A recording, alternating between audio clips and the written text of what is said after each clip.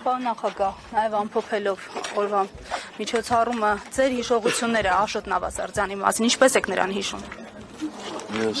մի առիթով ասել եմ, որ Աշոտը Նավասարդյան հույսի, էներգիայի մարմնացում էր։ Նա ուներ երազանք, ուներ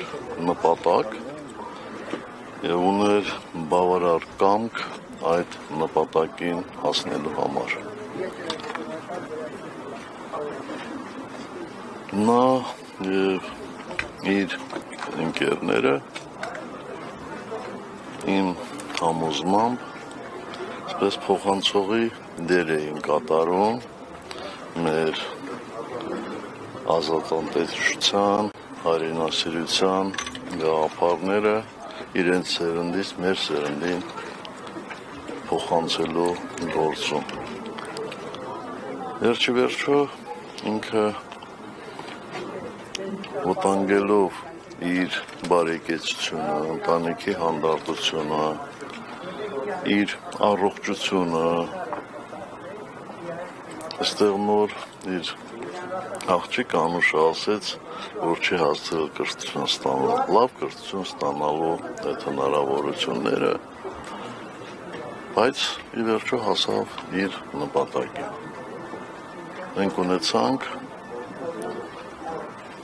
երրորդ հանրապետություն, բայց ցավոք սրտի,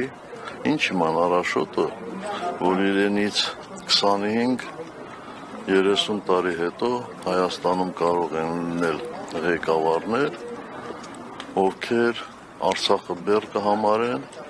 Շուշին կհամարեն դժբախտը դժգույն քաղաք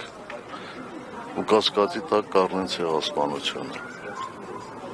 Պարոն նախագահ, այս ամենը սկսվեց հենց ձեզ, այսպես ասած, մերժելու գործընթացով, մերժեցին սկզբում ձեզ, հետո Արցախը, հետո Արցախում հայերի ապրելու իրավունքը, հիմա մերժում են գաղափարները, նպատակները, որոնց համար նաև ներդրում է ունեցել Աշոտ Նավասարդյանը, երբ պիտի կանխվի սա, ով պիտի մերժի մերժողներին։ Իրանք իրենց են մերժելու, իրանք իրենց են մերժում։ Կգա ժամանակը բոլորը վեր կգնան և իրենք իրենց մերժած մարդկանց կուղարկեն իրենց տները։ Շնորհակալ եմ։